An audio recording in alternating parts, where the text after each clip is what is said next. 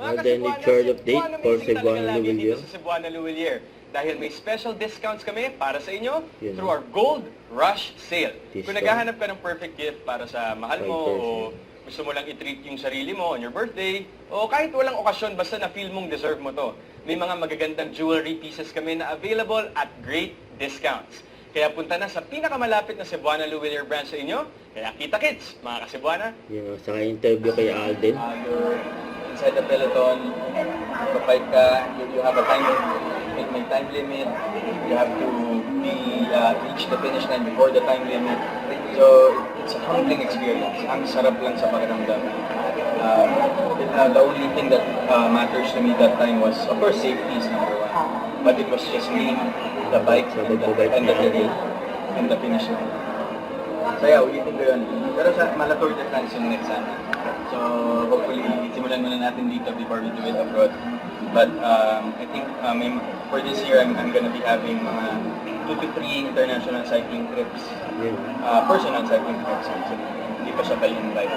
So, yun, update ko na lang kayo sa social media. Medyo pina-private ko kasi yung cycling journey ko talaga was, it's so personal to me.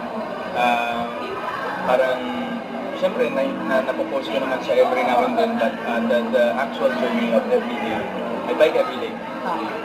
So, parang, I wanna keep it private also.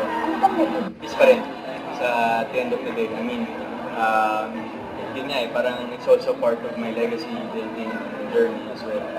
Na, sagarin natin. I mean, libre lang naman ang mangarap.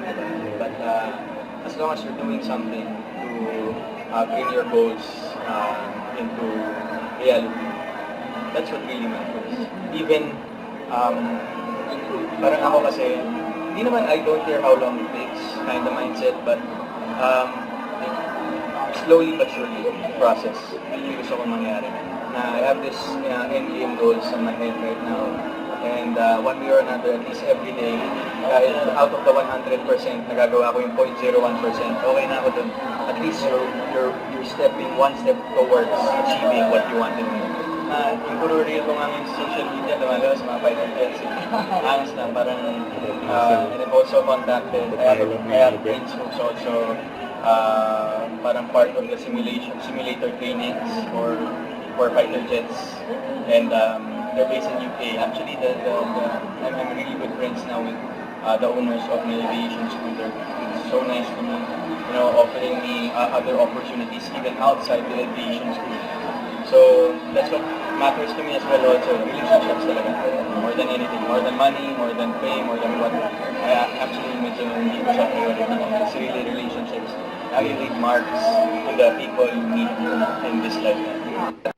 Don't forget to subscribe, click the notification bell for more update. This is Richard Reaction Vlog. Stay tuned for more videos. See ya.